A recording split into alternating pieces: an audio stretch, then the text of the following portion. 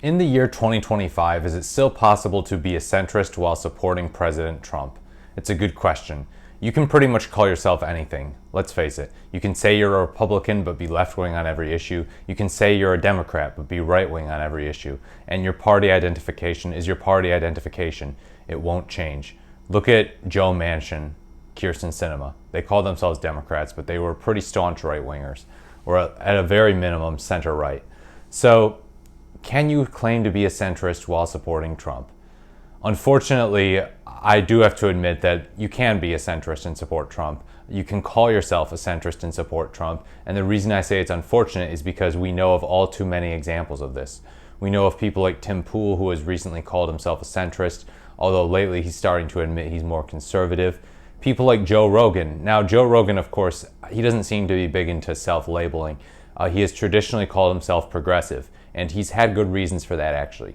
He has had Bernie Sanders on his show. He's supported same-sex marriage. He's supported universal health care. He's been economically progressive for sure, and fairly socially progressive as well, while also sometimes criticizing wokeness, and that got him in some hot water with the left. But he's a guy who, if I had to guess, would purport to be a centrist, and yet he's really contributed to, I guess you could say, a breaking of Americans' brains, where he's helped sanitize President Trump by having him on his podcast and then endorsing him. Having him on his podcast, not grilling him at all, or at least very barely grilling him.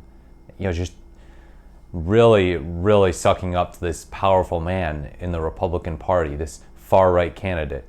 And that brings us to Trump himself. So he ran the most far-right campaign in modern American history in 2024. He and his vice president, J.D. Vance, were spreading rumors about Haitian migrants eating people's dogs and cats. They're eating the pets, Trump said on the debate stage with Kamala Harris. Now, as it turned out, no Haitian migrants were actually eating pets in Springfield, Ohio, or anywhere. And this was actually just a hoax that was perpetuated by a neo-Nazi group, Blood Tribe. Neo-Nazism is not centrist. So you know what? Look, I will concede that you can have harsh views on immigration. You could favor a strong border security while also being a centrist. But you cannot be helping spread neo-Nazi messages and be a centrist. You cannot support a candidate who does things like that and be an honest-to-God centrist. Now, you can call yourself a centrist, of course, but we're talking about going a layer deeper here. We're not just talking about what you call yourself. We got to scratch beneath the surface. I would conclude, unfortunately, that while there are plenty of people who are centrists in the sense that they call themselves centrists who support Trump, and in that sense it's possible to be a centrist who supports Trump, you need to be very politically ignorant to consider yourself a centrist and a Trump supporter, a genuine Trump supporter. You would not understand the political spectrum. You would have a poor understanding of President Trump, both in terms of how he campaigned and his policies. I think if we were talking about this in 2017, it would be an entirely different story.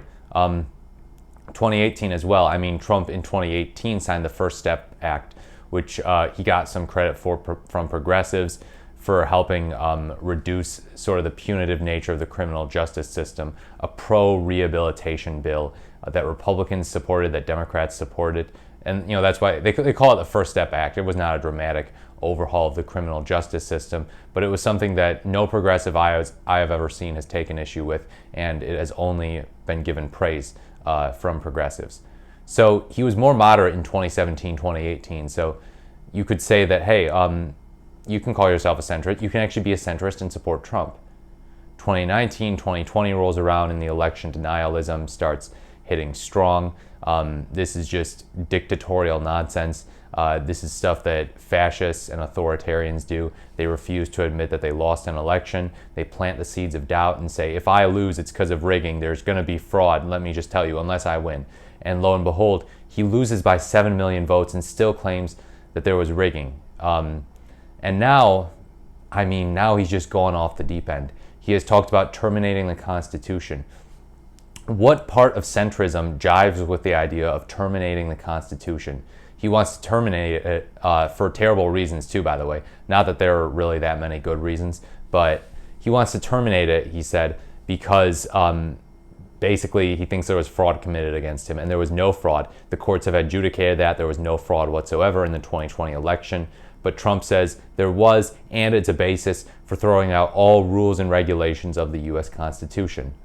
What type of centrist, what type of honest-to-God centrist supports something like that? What type of honest-to-God centrist supports someone who calls their political opponents vermin? If you're a centrist, you're supposed to at least understand both sides. So you shouldn't be like, oh yeah, no, it's totally fine when one side basically talks about using the American military against the enemy from within being Democrats and quote-unquote far-left lunatics. And a lot of those people who are far-left lunatics are not actually lunatics. They're just people Trump doesn't like. I would concede that there are people on the far left who happen to be lunatics, but Trump would think there are way more, because to Trump, pretty much everyone to the left of him is a communist and a Marxist and a threat to our country. And he would also call them a fascist, strangely enough. He actually uses that term against his political opponents. He's so interested in throwing everything at the wall and seeing if it sticks. It's total Trump behavior. I mean, it's him to a T. We have to also talk about what he's done since taking office again. There is no centrism to be found here. He's gone balls to the wall against the administrative state. He might abolish the Department of Education. Now, that's actually one of the more benign actions of his with regard to the administrative state that I would say exists.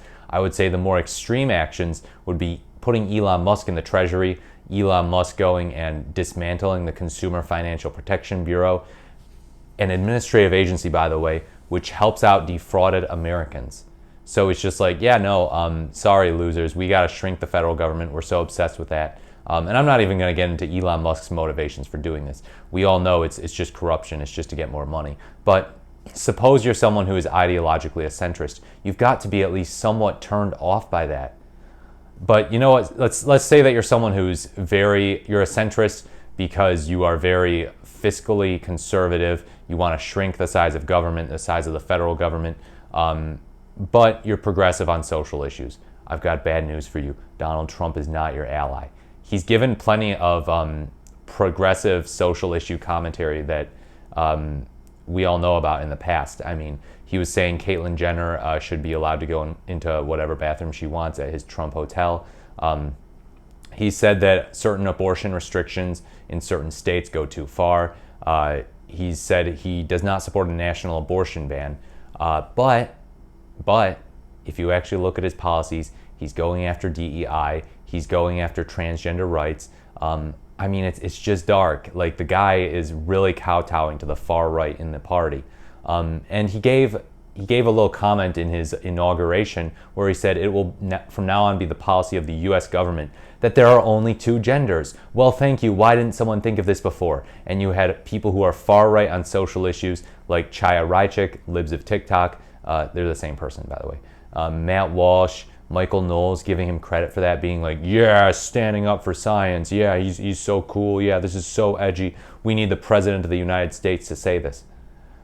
If it's such an important thing and such an obvious fundamental thing, why do you need the President of the United States to say this in the first place? So the people he's appeasing are not centrists. The people he's making happy are not centrists. Centrists probably voted for him because they wanted lower prices. He is not going to lower prices.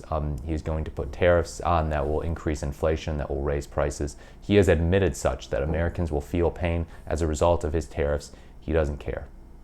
Let's talk about his foreign policy. There's nothing centrist or moderate about his foreign policy. He has talked about military action. He won't rule out military action against Denmark to get Greenland. He's talked about sending troops to Mexico over the cartels. He's gone hawk on Panama. He wants the Panama Canal back, which, you know what? Say what you want about Jimmy Carter's decision to give away the Panama Canal. I know there's been a lot of criticism about that. I know that apparently tanked his popularity to some extent. Maybe you think Jimmy Carter was wrong to do that. You're entitled to that opinion. That is fine. I don't think that's a far right opinion. But military force, what kind of grift do we have going on here where the President of the United States campaigned on saying Kamala Harris is a neocon, that she's pro-war, she's backed by lunatic warmongers like Liz Cheney, and then he goes into the Oval Office and starts doing things like this, starts talking about neocon nonsense after neocon nonsense. Where is the centrism? Where might this guy appeal to centrists? Please let me know in the comments what that I've just said is appealing to you if you are a centrist who supports President Trump. Now, we also have to talk about what he did in his first term too that should be a giant turnoff to centrists. If you're a centrist, you probably don't want your president signing a bill which just gives away a bunch of more money to the rich, just lets them keep a bunch more money, like giant tax cut that doesn't favor the poor and the middle class in the long run, maybe in the short run. But those tax cuts are not permanent. Those tax cuts are not permanent. The only permanent ones are for the wealthy. And you know what? I think that a lot of conservatives shouldn't support this either. But unfortunately, they lie about it all the time and they say, he cut your taxes, you should be grateful to President Trump because he cut everyone's taxes. He didn't just cut the richest taxes. The government has no right to take your money. Yeah, it's a total hoax, but they run with it anyway. On economics, this guy's not a centrist. As for the Supreme Court, this is one area where it's like, okay, he's not quite as far right as possible.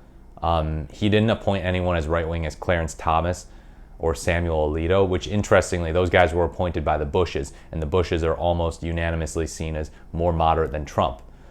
However, he appointed 3 justices who supported the overturning of Chevron deference, something which lets administrative agencies do their job, lets them do what Congress delegated them the authority to do, to make rules and regulations on issues on which they have expertise.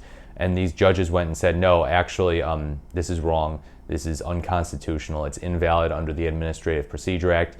The judicial branch knows more about the things that administrative agencies are experts on than do the actual administrative agency experts. So now Chevron deference is gone and judges don't have to defer to agencies. And in fact, they can't defer to agencies' interpretations of regulations, of bills by Congress. They can't.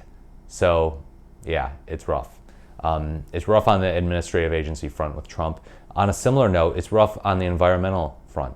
So if you're a centrist on environmental politics, I would imagine that you don't think that climate change is some big apocalyptic problem that's going to destroy the country and set everything on fire, set the world on fire.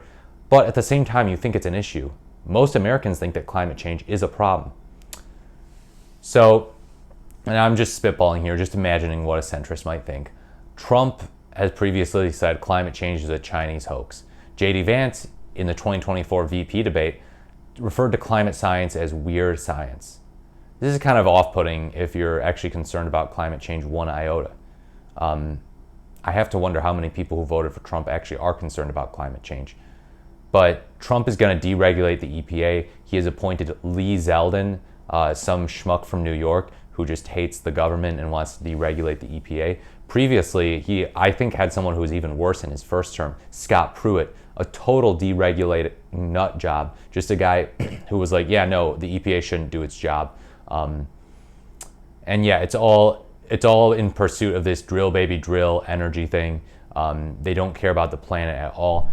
If you're a centrist, you might not be a supporter of the Green New Deal. That's totally fine and fair. You don't have to be an AOC fan or someone who's a fan of things like carbon taxes. But for crying out loud, centrism does not jive with straight up climate change denial. You have to listen to the scientists at least some, right? You have to have some care. So again, where is the centrism in President Trump? Look, as I said, you can call yourself what you want. You can identify with either political party and have whatever policy beliefs you want.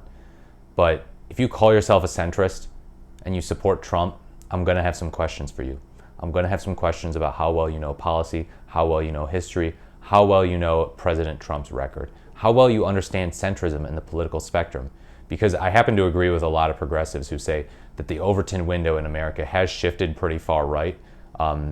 Stuff that is considered far left now wouldn't have been considered far left 10 years ago or so, or 20 years ago. People used to run on universal health care in the Democratic Party, believe it or not.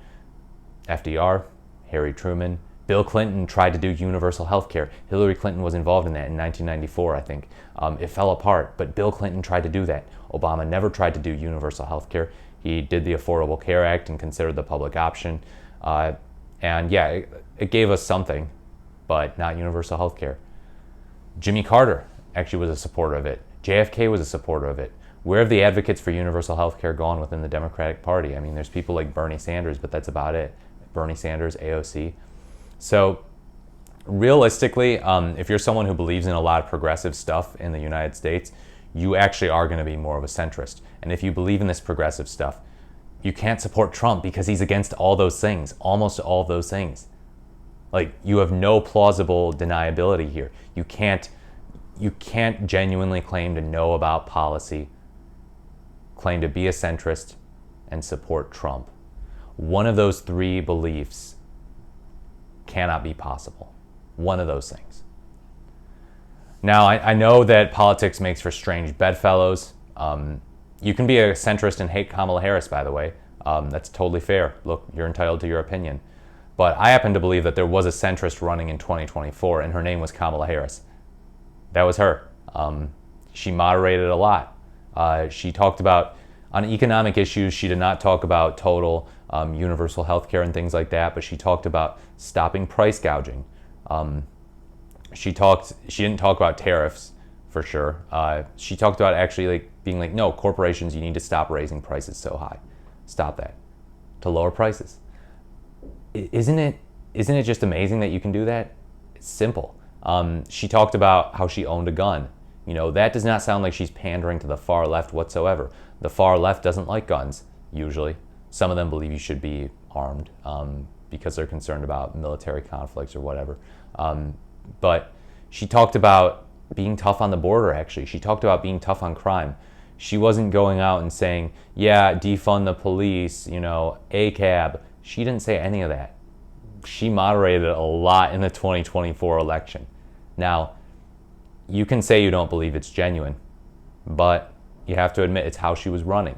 It's how she was running. So if you don't believe it was genuine, that's on you. You're entitled to that opinion, but she was running as a centrist. There's no doubt. Trump in 2016 kind of didn't run as far right, I would say, not on every issue, but then he went on and acted far right on a ton of issues. He ran on infrastructure, doing $1 trillion for an infrastructure bill, and yet that never happened in his presidency. It happened in Joe Biden's presidency because Joe Biden isn't a big hater of federal spending. Trump and his GOP allies probably had it on good record that, oh, this is just socialism. They probably assured the president, yeah, we're not going to do that. We're not going to do an infrastructure bill. That's just socialism. And again, if you're a centrist, should you really like the way that the GOP just calls any sort of spending, any sort of programs that help the American people, socialism or communism? Shouldn't that be a turnoff to you? Shouldn't that be, and I mean, now I'm talking about the GOP more broadly. And I don't know that many people who claim to be centrist and are regular Republican Party supporters support people like Ron DeSantis, because I think Ron DeSantis just comes off as more genuinely far right than someone like Donald Trump. He's more concerned about wokeness. He's more of an ideologue. Trump doesn't seem like that much of an ideologue, which I think that could bolster his credibility among centrists. As I said, he's espoused some progressive social views in the past. He's also formally said he supports universal health care. But if you pay attention at all to politics, you should know that Trump is not a fan of universal health care. He actually wrote an op-ed back during his presidency criticizing Medicare for all. He's not economically progressive. He's not socially progressive. He may have formally said some of those things, but those things are in the past. So if you're a centrist, don't listen to Joe Rogan. Trump is not a normal person. Trump is not some average guy. Trump is not some moderate, chill dude who's just in there to make the lives of people better and isn't interested in partisan games. He's very much interested in partisan games. He's very much interested in enriching his buddies and dismantling the administrative state. And, he's incorporated a lot of Project 2025 into his presidency already. It's been just 1 month or slightly more, and he's doing Project 2025. I did a segment on it. You can check that out. And Project 2025 is advanced by the Heritage Foundation. It's a notoriously far-right plan. It's a plan that supports unitary executive theory, meaning the president basically kind of just gets to act as a king. They have very few guardrails, very few restrictions on the U.S. president. And it's kind of concerning when you've got these small government conservatives supporting that. Where did your small government beliefs go? They think small government only extends to administrative agencies. But you know what? Administrative agencies, they were created by Congress, and Congress was elected by the people. So going after administrative agencies is anti-democratic, actually, just because their heads are not elected by the American people. Putting all your eggs in the executive branch basket, it runs afoul of separation of powers, and centrists should not support something like that. And I don't think conservatives should support something like that either. Because you know what? Some far leftists might come and become president one day, and you don't want them to have that much power. When the Democrats get President AOC or President Tim Walz or President Maxwell Frost, Ilhan Omar, whatever, one of those people in there, you're not going to want unitary executive theory conservatives. You're not. And centrists, you really shouldn't. Just centrists, I urge you, end your little love affair with Donald Trump. The election happened. I get you were mad about prices, but prices are not going down. They're probably going up.